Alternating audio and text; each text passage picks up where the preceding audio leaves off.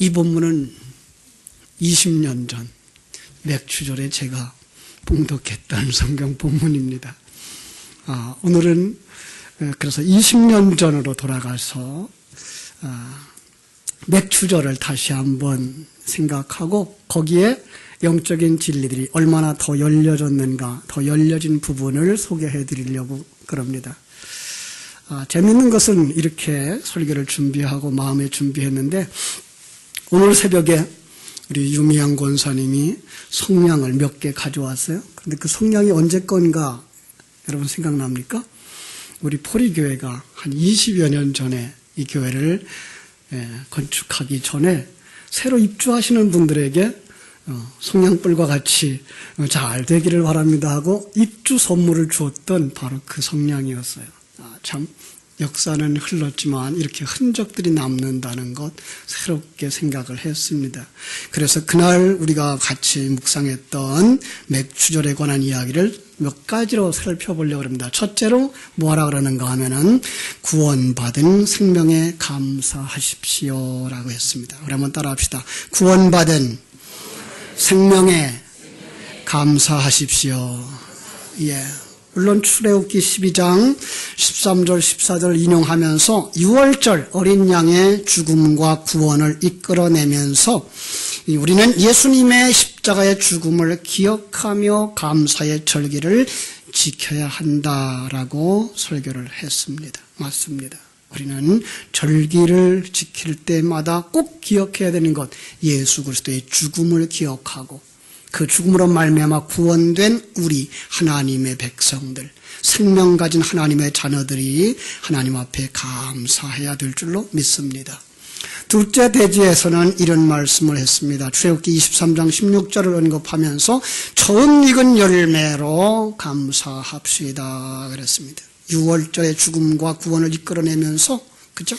그 당시에 그 추수하는 상황을 설명하고 첫 단을 하나님께 바치고 그 외에도 온 가족과 성전에서 수고하는 레위인들과 집안에 거하는 객과 이웃과 고아와 과부들과 함께 절기를 지켰다라고 그러면서 하나님이 우리에게 주신 것 특별히 첫 열매 가지고 이웃과 나누며 하나님의 백성의 감사를 하나님께 드리자고 했습니다.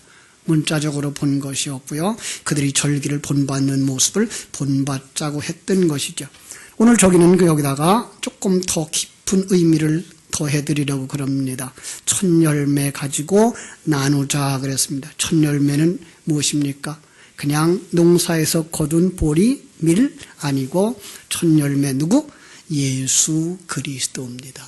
그렇습니다. 우리가 이제 나누어야 될 것은 물질적인 것에 국한되지 아니하고 하나님의 은혜로 말미암아 내가 구원받아 하나님 자녀 됐음을 인하여서 그것을 나누는 것입니다. 그런데 그 나눔의 대상들이 참 재미있어요. 어떤 분들에게 나누자고요? 온 가족들과 집안에 거하는 나그네, 그죠? 나그네입니다. 나그네가 누구예요? 하나님의 백성들이 다 나그네입니다. 네 이웃의 고아, 어떤 사람이 고아예요?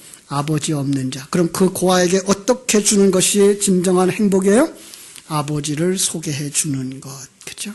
과부, 남편이 없는 분이 과부, 그죠? 그런데 이것은 세상에 남편 없는 과부들을 이야기하는 게 아니고 하나님 떠나서 하나님 없이 살아가고 있는 인생들, 그들이 다 과부니 그들에게 남편 되신 예수 그리스도를 소개하고 나누어 주어라 라고 말씀하는 겁니다. 그죠? 예, 그렇습니다. 세상에서는 자기 남편을 나눠줄 수 없어요. 그죠? 그런데 성경 속에서는 자기 남편을 나눌 수 있어요. 왜 그러죠? 예수는 한 분이지만 그 안에 있는 진리는 모든 사람이 다 나누어 가질 수 있기 때문에 그렇습니다. 우리는 모두 다 이렇게 맥주절을 맞이해서 그리스도의 사랑을 나눌 수 있는, 진리를 나눌 수 있는 자들 되어지기를 주님의 이름으로 축원합니다. 세 번째 대지는 신령한 부활의 영적 축복을 받자 그랬는데 조금 바꿔드릴게요. 우리가 영적 축복 받은 것을 확증하자라는 것입니다. 우리 한번 따라합시다. 맥추절은 영적 축복 받음을 확증하자. 그렇습니다. 우리는 내가 이렇게 구원받은 자로구나라는 걸 확증하는 자 되어야 할 줄로 믿습니다.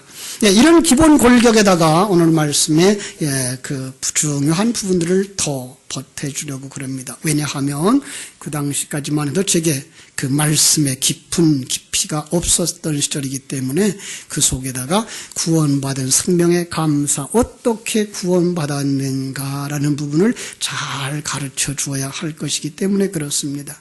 여러분, 조직신학자들이 정리해 놓은 은혜의 방편, 은혜의 통로가 뭐라 그랬죠? 여호와의 말씀, 그리고 기도, 하나 더 있죠? 성찬. 그런데 셋으로 나누지 않고 저는 둘로 나눴어요. 왜요? 성찬은 말씀에 대한 시청각 교제이기 때문에, 그래서 말씀과 기도. 그래서 우리가 하나님의 은혜를 받았습니다라고 고백할 때는 말씀을 통하여서 하나님의 하나님 되심과 하나님이 역사의 주인 되심과 나를 이 땅에 보내시고 내가 완성될 때까지 인도에 가시고 섭리에 가시고 계신 내 주인 되신다는 사실을 고백하고 깨달아 알 때 뭐라고요? 은혜 받았습니다 라고 말하는 거라 그랬습니다. 그런데 거기에 말씀만 아니고 기도도 이렇게 하나님의 은혜를 깨달아 알게 하는 방편이다라고 하는 것 생각할 수가 있습니다. 다시 말하면 거기에다가 기도라고 하는 것에다가 말씀이라고 하는 것에다가 성찬이라고 하는 것에다가 뭘 담아준 거예요? 하나님이라고 하는 분과 그분이 우리를 향한 사랑과 그분의 일하고 섭리하시는 것들을 다 담아준 겁니다. 그러므로 우리가 맥주절을 지키면서 그들이 그 맥주절에 행했던 그 행위 속에는 뭐가 담겨져 있는 거예요? 진리가 담겨져 있는 겁니다. 그래서 맥주절의 그 행사는 신약 성경에 오면서 어떤 절기가 된다고요? 오순절 날이 되었습니다. 예, 오늘 우리가 그래서 본문으로는 오순절의 이야기를 읽어드린 겁니다. 오순절 날에 이미 이름에 그들이 다 같이 한 곳에 모였더니 거기에 뭐가 오십니까? 성령이 오십니다. 자, 성령이 어떤 모양으로 오십니까? 연기로 오시나요? 이슬로 오시나요? 아니요. 요한복음 6장 63절 꼭 기억하십시오. 말씀으로 오십니다. 내 말이 곧 진리요 생명이고, 예, 그것이 바로 그리스도의 영입니다. 이것이 어떻게 온다고요? 이것을 에레미야서 31장 33절에서는 우리의 마음판에 새겨주는 것으로 오십니다. 에스겔서 36장 26절 27절에서는 새 영으로 오십니다. 새 영, 바로 성령으로 오시는 것입니다. 예. 그래서 우리는 맥주를 묵상할 때에 예수님이 첫 열매로 6월절에 안식 후 첫날 하나님의 성령님에 의해서 완성되어진 그 그림을 기억해야 된다 그랬습니다. 그리고 우리가 열매되어지는 맥주절에는 바로 예수님처럼 우리도 성령에 의해서 태어나고 거듭나고 성령에 의해서 완성되어져 가고 성령에 의해서 완성되어져 우리 어디에 들어간다고요? 예수님과 같이 영의 세계로 쏙 들어간다라고 하는 것입니다. 여러분, 그래서 요한복음 20장 17절을 기억하시죠? 요한복음 20장 17절 어디죠? 예수님 부활하셨는데 거기에 마리아가 찾아도 예수님은 보이지 않습니다. 그때 뒤에서 누가 나타나서 얘기를 합니다. 그때에 이 마리아가 뒤로 돌아서 아니 우리 예수님의 시체를 어디다 치웠거든 가르쳐 주세요. 우리가 다시 잘 장례를 하겠습니다. 그랬더니 그때에 예수님이 마리아야 라고 물었죠. 이제 부르죠.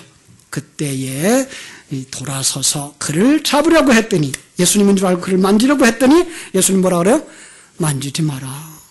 내가 아직 아버지께로 올라가지 못하였다. 너는 형제에 가서 이르되 내가 내 아버지 곧 너의 아버지 내 하나님 곧 너의 하나님께로 올라간다고 하라 그랬습니다. 왜 만지지 말라고요? 이것은 바로 우리들에게 또 보여주는 어떤 시각적인 교제로 주신 겁니다. 예수님 이 땅에서 죽으시는 거 그 순간 영혼이 어디에 들어가셨어요? 하나님의 영역에 들어가셨습니다. 하나님이 이미 그를 받으셨습니다. 그러나 미천한 인간에게 그것들을 가르쳐 주시려고 첫 열매는 이렇게 완성되어지는 거야 라는 것을 가르쳐 주면서 너희들이 먼저 받을 게 아니고 누가 받을 거야?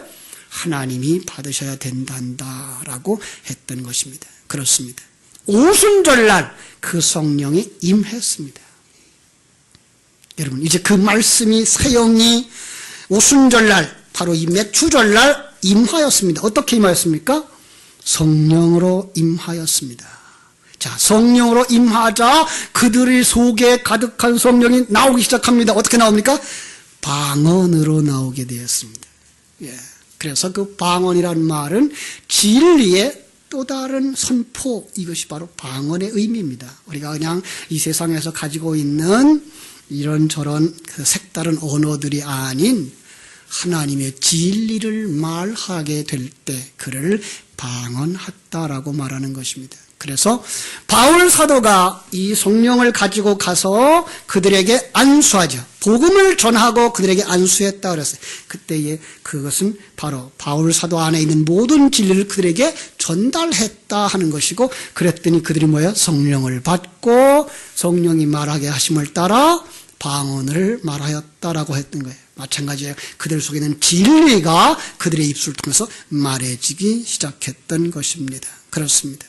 바로 그 성령, 그 진리의 말씀은 바로 우리 속에 오셔서 우리를 열매되게 하셔서 하나님께 온전히 드려지게 합니다라는 고백하는 절기가 맥추절입니다.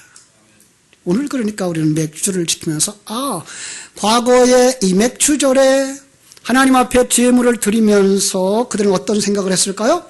첫 열매이신 예수님이 성령으로 시작해서 성령으로 완성되어진 것처럼 하나님, 우리들도 성령으로 완성되어질 것을 믿습니다. 이렇게 우리도 아름다운 열매 되어져 하나님 손에 들려지는 열매 되어지기 원합니다. 우리를 받으시옵소서라고 하는 고백의 제사가 맥추절 제사였고, 그 일을 누가 이루신다고요? 성령이 이루시는데 어떻게 이루셔요? 그분이 우리 안에 오셔서, 어떤 모습으로 오십니까? 성령의 모습으로, 진리의 모습으로. 그 또 다른 그림이 바로 예수님의 살과 피를 우리에게 주시는 모습으로 오시는 것입니다. 그러니까 성찬은 예수님이 이 땅에 오신 이후에만 있는 것이 아니고, 성찬은 구약 시대부터 예수님 시대, 지금 시대 이후에도 똑같이 있는 것입니다. 그렇습니다. 우리는 그동안 얼마나 많은 시간 동안 예수님의 성찬은 예수님이 잡히시기 전날 밤 세운 언약이라고 생각을 했었습니다.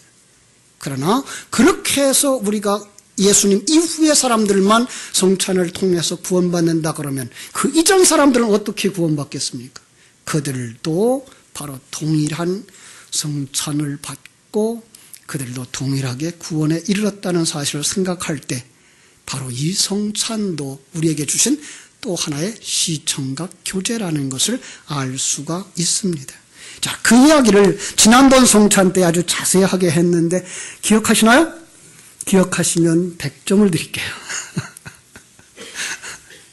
뭘 준비한다고 그랬죠? 유대인들은 이 부활절날 제일 먼저 준비해야 될 거, 양의 고기죠. 양의 고기. 그 다음에 양의 고기와 함께 그들이 무교병을 준비를 하죠. 그죠? 무교병을 준비하고 5잔의 포도주. 그런데 그 무교병이 몇 개? 3개. 3개입니다. 이거 맞자라 그러는 거 이제 3개입니다. 그 다음에 찍어 먹을 만한 고추냉이 혹은 거기다가 이제 식초, 소금물 이런 것들을 준비를 한다 그랬습니다. 자, 첫 번째 잔을 받아 마시면서 그들은 우리는 거룩하다라고 얘기를 했고요. 그죠? 그 다음에 두 번째로 그들은 손을 씻어요. 손을 씻으면서 기도문을 암송합니다. 우리 예배 속에서 우리의 신앙 고백과 거의 같은 것입니다. 그리고는 이제 고기를 먹죠. 고기를 먹는데 양고기 먹는 건 그렇게 강하게 강조되어져 있지 않습니다. 강조되는 건 그 맞자라고 하는 무교병을 먹는 걸 아주 강조하고 있는데, 무교병 아까 얘기했습니다. 몇 개? 3개. 그 3개 가운데 가운데 것을 꺼내서 절반을 딱 잘라서 절반은 보자기에 싸서 감춰두고 그 절반만 가지고 이제 부수어서 그걸 이제 고추냉이나 이제 식초 같은 데 찍어 먹는 것입니다. 두 번째 잔을 마십니다. 그러면서 두 번째 잔은 손끝으로 10번을 튀깁니다. 왜요?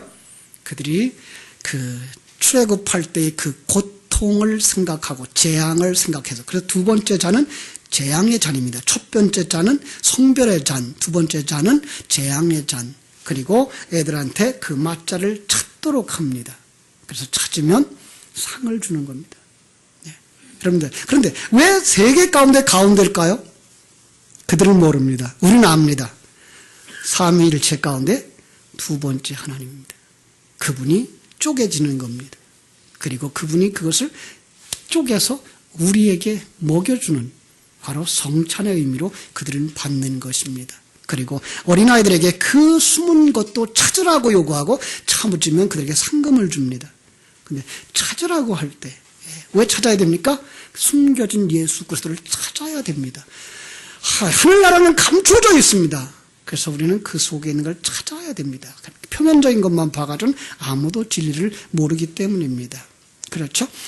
그 다음에 세 번째 잔을 마시는데 세 번째 잔이 구원의 잔입니다. 그렇죠? 자, 그리고 엘리야 부르기를 하는데요. 엘리야 잔에다가 네 번째 잔 포도주를 부어놓고 문을 열면서 아기에게 물을 살피라 그럽니다. 왜? 엘리야가 왔나 봐라 라고 살피라 그럽니다. 그리고는 이제 문을 닫으라 그러면서 내년에는 오시겠지 그럽니다. 그들은 엘리야가 왜 먼저 와야 된다고요? 엘리야가 와서 길을 깔아야 그 위에 메시아가 온다고 생각하면서 지금도 그들은 메시아를 기다리고 있습니다. 어리석죠? 그 다음에 네 번째 잔, 찬양의 잔입니다. 그걸 부어놓고 예수님께서 뭐라 하세요? 이 잔을 내가 마시지 아니하겠다. 언제 마시려고? 천국에서 성도들과 함께 마시려고. 그죠? 그래 놓고 그들은 마가복음 14장 16절 말씀처럼 예수님이 찬송을 부르며 산으로 가셨다 그랬습니다. 예. 이렇게 해서 유월절을 잘 지킵니다. 그 속에 뭐가 들어가 있는 거예요? 성만찬이 들어가 있는 것이고 거기에 예수님의 살과 피가 들어가 있는 것인데 그들은 그 사실을 모르고 살아갑니다. 그럼 얼마나 가련합니까? 그런데 이게 우리들일 수 있다는 사실입니다. 얼마나 많은 사람들이 오늘도 유월절 지켜야 됩니까? 라고 묻는 사람들이 있습니다. 하나님의 성회라고 하는 하나님의 교회라고 하는 그들은, 안상홍은 지금도 유월절 지켜야 구원받는다 그럽니다. 어떤 사람은 지금도, 돼지고기 먹으면 안 됩니까? 라고 묻습니다. 어떤 사람은 지금도 안식일 지켜야 구원받습니까? 라고 안식교인들처럼 물어봅니다. 여러분, 그것들이 다 그림이라는 사실을 생각지 못하고 있어서 그렇습니다. 그래서 몇 주를 지켜야 됩니까? 라고 묻는데 여러분 마치 무엇과 같은 건가 하면 성찬식을 해야 됩니까? 라고 묻는 것과 같은 것입니다. 그 깊은 진리를 잘 깨달아 알 수만 있다면 많이 하면 많이 할수록 더 좋습니다. 왜요? 더 확실하게 하나님의 진리에 대하여 우리가 알 수 있으니까. 그러나 상황이 안 되어지면 1년에 한 번 해도 상관없습니다. 10년에 한 번을 해도 상관이 없습니다. 우리는 설교를 들을 때마다 뭐 하는 사람이에요? 성찬을 받는 사람들이기 때문에 그렇습니다. 이런 성찬의 깊은 의미를 모른다면 우리는 떡을 받아도 아무 소용이 없습니다. 예? 그래서 바울 사도는 아주 경고하는 말을 했습니다. 고린도전서 11장 28절 이하에 보면은 그러므로 누구든지 주의 떡이나 잔을 합당하지 않게 먹고 마시는 자는 주의 몸과 피에 대하여 죄를 짓는 것이니라. 길기 때문에 제가 다 읽지 않겠습니다. 그래서 자기를 분별하고 받을지니라. 너희 중에 약한 자와 병든 자가 많고 잠자는 자와 적지 아니하고 우리를 살폈으면 판단을 받지 아니하려니와 우리가 판단을 받는 것은 주께 징계받는 것이니 이는 우리로 세상과 함께 정죄함을 받지 않게 하려 하심이니라 그렇습니다. 성찬의 의미를 깨달아 알지 못하는 자들이 합당치 않게 먹는 자들이고 그들은 잔을 받고 떡을 받아도 아무 의미를 없다. 그들은 여전히 죄인이고 여전히 죽은 자고 여전히 병든 자다라는 의미를 하고 있는 것입니다. 어떤 사람은 묻습니다. 성찬 잘못 받으면 병듭니까? 성찬 잘못 받으면 죽습니까? 절대로 안 죽습니다. 그러나 그 의미를 모르고 사는 사람은 죽은 사람입니다. 생명이 없는 사람입니다. 그래서 지난주에부터 저는 맥주절의 설교를 미리 했고 오늘 성찬절에 관한 이야기를 연결시키고 있는 것입니다.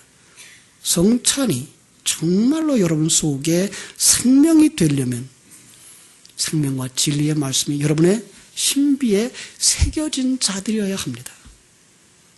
그걸 고백하며 이젠 그렇게 살겠습니다라는 그 고백이 있을 때 그 사람이 성찬을 이미 받은 자입니다라는 형식으로 잔을 받는 것입니다. 우리 장로교회는 세례받은 사람들에 한해서만 이제 성찬을 받도록 그렇게 규정하고 있습니다. 그래서 여러분들도 성찬을 받으실 때에 바로 성찬에 참여하는 자들은 세례받으신 분들만 하시고요. 또 성찬을 지금 받지 않는다고 하더라도 그 마음속에 예수 생명이 있어서 내가 하나님 자녀된 자라고 하는 확신이 있다면 그는 성찬에 관계없이 하나님의 자녀입니다. 성찬을 참여하면서 우리가 가져야 될 것. 예수님이 이렇게 내 안에 들어오셨구나. 내가 받는 것 아니고 사실은 하나님이 내 안에 들어오신 것입니다. 나는 예수님이 내 안에 주인된 자의 삶을 살아야 되는구나. 여기로 가셔야 됩니다. 이제부터는 내가 주인이 아니요 하나님의 자녀로서 하나님의 종으로서 그분을 주인으로 섬기며 살아가야 되는 것이구나. 난 성령 받은 사람이구나 깨달아 아셔야 됩니다. 성찬을 받는 자들 그들이 바로 성령을 받은 사람들입니다. 내가 맥주절의 주인공이구나 깨달아 이제는 주인공 닮은 삶을 살기로 마음에 결심하는 그런 시간 되셔야 합니다. 주께서 이 성찬 위에 축복해 주시기를 주님의 이름으로 축원합니다. 기도하겠습니다. 하나님 우리 아버지, 하나님의 귀한 사랑과 은혜를 감사하옵고 찬송과 영광을 하나님께 드립니다.